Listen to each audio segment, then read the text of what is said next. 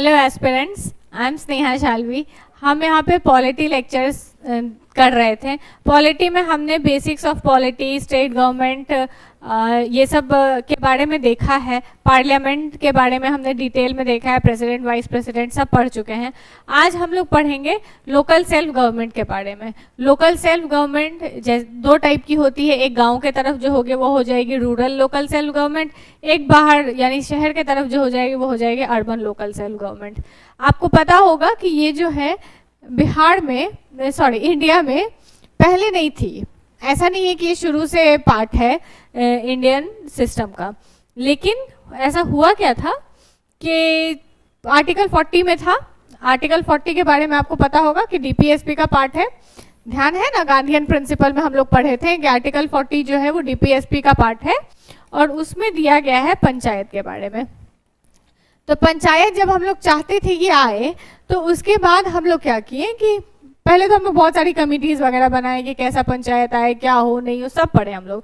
फिर हम लोग इसको जब देखें तो कब बना, 73rd और 74th कॉन्स्टिट्यूशनल अमेंडमेंट एक्ट आया, जिसमें कि पार्ट 9 और पार्ट 9A ऐड हुआ, 11th शेड्यूल और 12th शेड्यूल ऐड हुआ, और इस तरीके से हम लोग पंचायत और म्यूनिसिपैलिटीज को as a part of our constitution establish किया। तो इसी के बारे में हम लोग अभी डिटेल में पढ़ेंगे।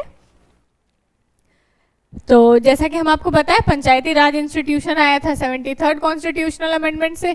इसमें आर्टिकल ऐड हुआ था 243 से 243O तक, ठीक है। 243 भी इसी में ऐड हुआ था, ये भी तो हुआ ही था 243 में, जो ग्राम सभा है वो भी इसी में ऐड हुआ था।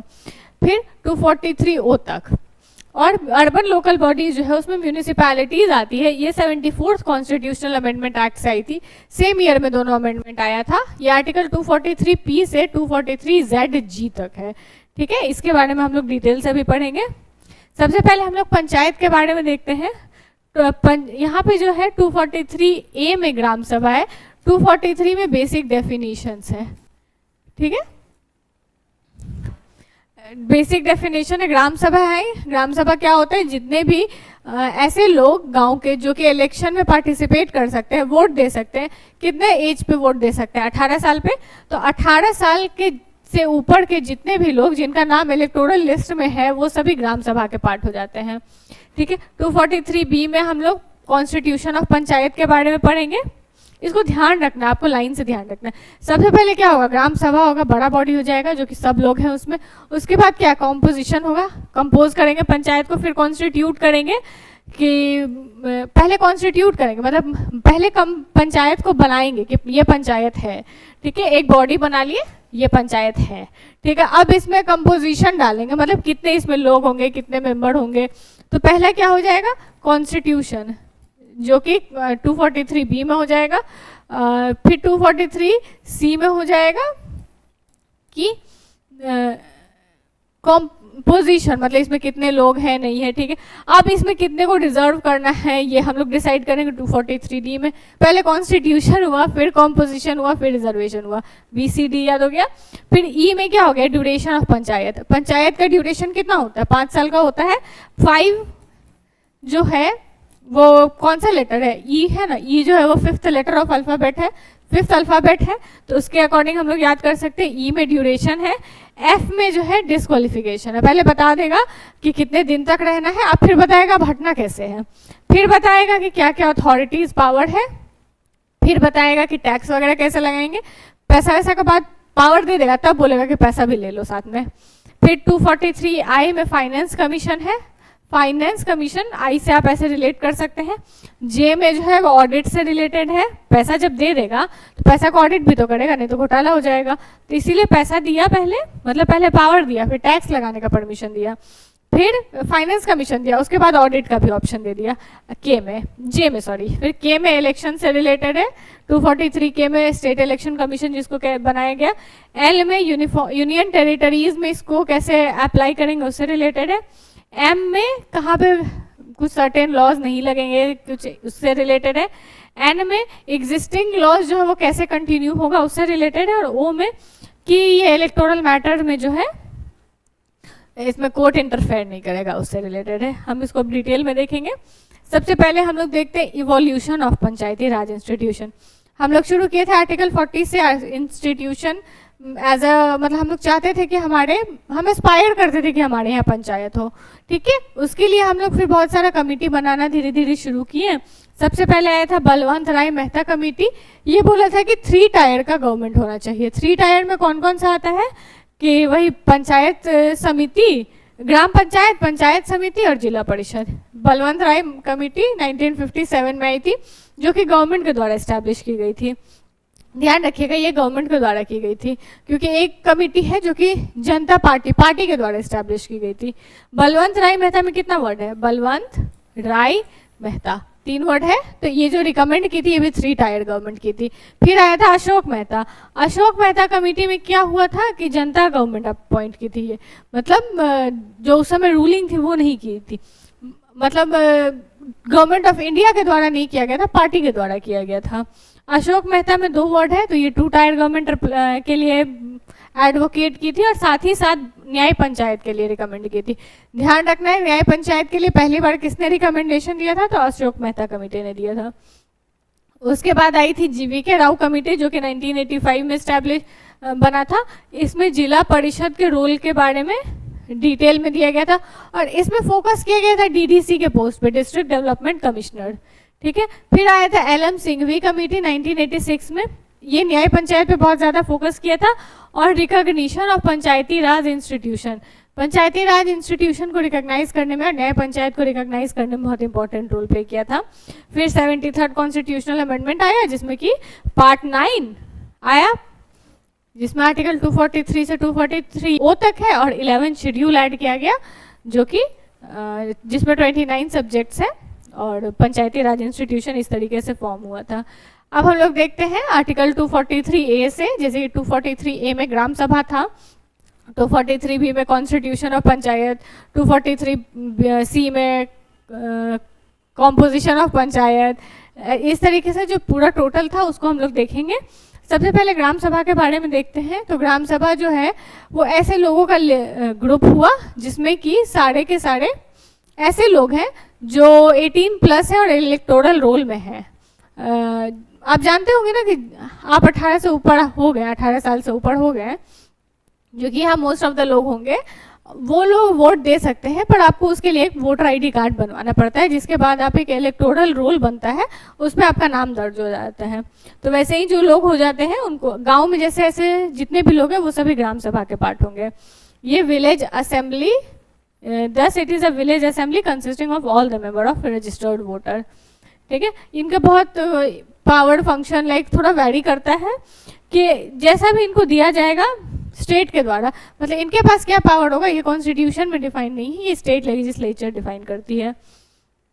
फिर पंचायत का स्ट्रक्चर कैसा होता है? तो 73rd कॉन्स्टिट्यूशनल अमेंडमेंट में 3 टायर गवर्नमेंट, 3 टायर पंचायती राज का बात किया गया था।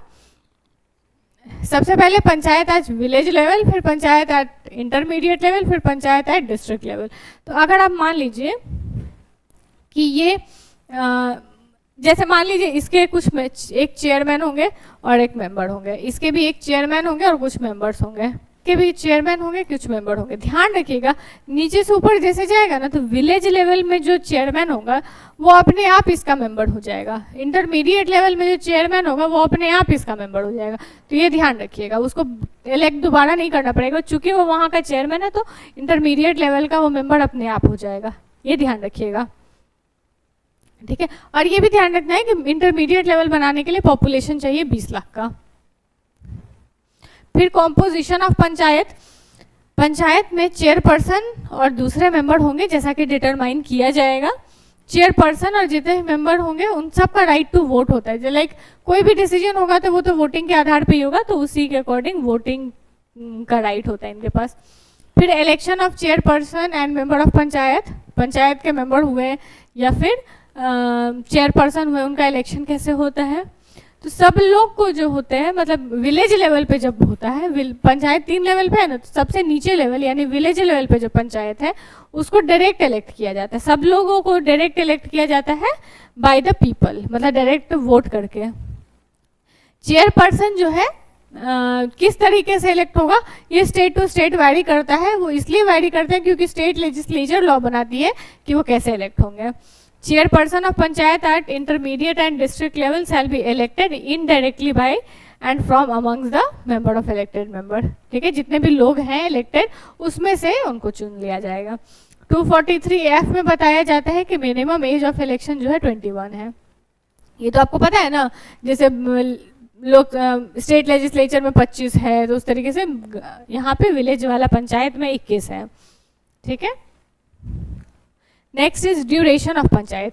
ड्यूरेशन ऑफ पंचायत ध्यान रखें कि 5 साल का है। ड्यूरेशन कितना है? 5 साल का है।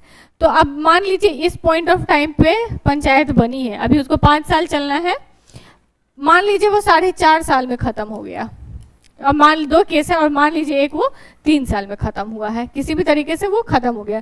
तो अगर कोई भी पंचायत है जो जिसका रिमाइंडर टर्म 6 महीना या 6 महीना से कम बचा हुआ है, तो उस पीरियड में क्या होगा कि इलेक्शन करवाना ज़रूरी नहीं है। ठीक है, मान लीजिए जैसे 6 ही महीना का समय बचा है तो नया इलेक्शन नहीं होगा, ये 5वां साल पे जो इलेक्शन होना था वही हो जाएगा और उसी के अकॉर्डिंग चलेगा। पर मान लीजिए 3 ही साल पे डिसॉल्व हो गई तो फिर इलेक्शन होगा, और वो इलेक्शन करके नया पंचायत जो आएगा वो सिर्फ बचा हुआ पीरियड के लिए काम करेगा। ये नहीं कि पूरा आगे का पीरियड 5 साल कंटिन्यू करेगा, वो सिर्फ 2 साल जो बचा हुआ था उसके लिए काम करेगा। ये ध्यान रखना है। ठीक है, सिर्फ रिमाइंडर टर्म के लिए काम करेगा, for the reminder of the period for which it has been dissolve. Okay, duration of panchayat के बाद अब हम लोग देखते हैं reservation of seats. Reservation of seats में क्या क्या हो जाता है कि जितने भी SC ST हैं, उस SC ST हो गया, विमेन हो गए या फिर OBC हो गए, इन तीनों के लिए सीट्स रिजर्व रहता है। तो SC ST के लिए जो रिजर्व रहता है वो अकॉर्डिंग टू पॉपुलेशन होता है, in the proportion of population. कहीं ज़्यादा है तो ज़्यादा सीट रिजर्व हो जाएगा, कम है तो कम सीट रिजर्व होगा। तो इस तरीके से ही SC और ST का यहाँ पे रिजर्वेशन चलता है। ये ध्यान रखना है कि जिस तरीके से आर्टिकल 334 में कहा गया था शुरू में कि 10 साल के लिए वैलिड है, और उसको वो बढ़ाते चला गया, और अभी वो 2030 तक के लिए वो रिजर्वेशन वैलिड है। तो जिस तरीके से आर्टिकल 34 जब तक वैलिड रहेगा, ये रिजर्वेशन भी उसी समय तक वैलिड रहेगा। तो अभी प्रेजेंट में 2030 तक के लिए रिजर्वेशन वैलिड है। नेक्स्ट इज विमेन के लिए रिजर्वेशन। विमेन के लिए 1/3 रिजर्वेशन है। यहाँ पे सीट्स जो है 1/3 जो है वो विमेन के लिए रिजर्व रहेगा। तो विमेन के लिए जो रिजर्व सीट है वो 1/3 है। पर बिहार के केस में क्या है कि बिहार में ये रिजर्वेशन जो है ये 50% है, यानी कि 1/2 है, यानी 1/2 जो है ये रिजर्व्ड है फॉर विमेन। फिर OBC के लिए अगर हम लोग देखें तो वो बताया जा सकता है कि उनके पॉपुलेशन के परसेंटेज के हिसाब से स्टेट गवर्नमेंट जैसे भी डिफाइन करेगी उस तरीके से OBC का रिजर्वेशन दिया जाएगा। अब हम लोग देखते हैं डिस्क्वालिफिकेशन के बारे में कि अभी तक हम लोग पढ़े क्या कि कॉन्स्टिट्यूशन ऑफ पंचायत पढ़ लिए, ग्राम सभा पढ़े पहले, फिर कॉन्स्टिट्यूशन ऑफ पंचायत पढ़े, फिर कॉम्पोजिशन ऑफ पंचायत पढ़े, फिर इस तरीके से अब हम लोग पढ़ेंगे डिस्क्वालिफिकेशन ऑफ पंचायत। ठीक है, डिस्क्वालिफिकेशन में हम लोग क्या देखते थे कि अगर कोई भी ऐसे लोग हैं जो कि मेंबर ऑफ पंचायत बने हुए हैं पर वो किसी भी लॉ, स्टेट का लॉ हो या यूनियन का लॉ हो जो कि उस समय फोर्स में है, लागू है अभी जो लॉ, उस लॉ को जो वायलेट करता है उसको हम लोग डिस्क्वालीफाई कर सकते हैं from being the member of panchayat. ठीक है, जो भी उस समय लॉ है, चाहे वो स्टेट बनाया है चाहे वो कोई भी बनाया, और जितना भी डिस्क्वालिफिकेशन से रिलेटेड क्वेश्चन होगा वो स्टेट लेजिस्लेचर के द्वारा ही डिटरमाइन किया जाएगा। Next is power and function. Power and function में हम लोग देखे थे कि सबसे पहले तो पावर एंड फंक्शन दे दिया था और फिर टैक्स लगाने का पावर दिया था। ये हम लोग पढ़े थे ना अभी थोड़ी देर पहले। क्या देखे थे कि सबसे पहले पावर अथॉरिटी दिया था G में और उसके बाद H में जो है वो इम्पोजिशन दिया था। अभी हम लोग ये रिविजन कर लिए हैं। कॉन्स्टिट्यूशन में देखे कॉन्स्टिट्यूट किया गया पंचायत को किस मैनर में, फिर कॉम्पोजिशन ऑफ पंचायत देखे मेंबर चेयरमैन, फिर रिजर्वेशन देखे SC ST विमेन और OBC के लिए, फिर ड्यूरेशन देखे 5 साल, या फिर अगर पहले डिसॉल्व हो जाता है तो सिर्फ रिमाइंडर पीरियड के लिए बनेगा, और 6 महीना से कम का टाइम बचा हुआ तो नया बनेगा ही नहीं। फिर डिस्क्वालिफिकेशन देखेंगे, कोई भी लॉ अगर वायलेट कर रहा है तो उसको डिस्क्वालीफाई किया जा सकता है। डिस्क्वालिफिकेशन किस में था? एफ में था। ई में क्या था? पंचायत। और डी में क्या था? रिजर्वेशन। और अब एच में क्या है? अब हम लोग पावर के बारे में देखेंगे, उसके बाद टैक्सेस वगैरह जो है इसी के पावर में ही आती है। ठीक है। फिर आई में फाइनेंस कमीशन को बनाया गया था, स्टेट फाइनेंस कमीशन जिसको कहते हैं। डिस्क्वालिफिकेशन के बारे में हम लोग देख रहे थे। इसके बाद हम लोग पावर के बारे में देखेंगे।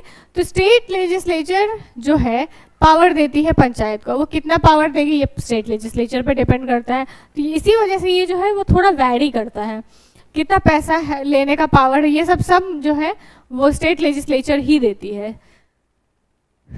जैसे कि preparation of plans of economic development, एक होता है, आप जानते होंगे, एक होता है टॉप डाउन अप्रोच कि ऊपर से आपको प्लान बता दिया गया और आप यहाँ पे सब जगह इम्प्लीमेंट करो, और एक होता है बॉटम अप अप्रोच। ये हो गया क्या? Top down approach. टॉप में प्लान बना के आपको बता दिया। एक होता है कि सबसे पूछा गया कि आपको क्या प्लान चाहिए, ये सब लोग अपना अपना प्लान बताएं ऊपर वाले को। ठीक है। और ऊपर वाले जो है इन सबका प्लान को मिला के प्लान बनाया जो कि सबको केटर कर रहा है। तो ये क्या हो गया? Bottom up approach.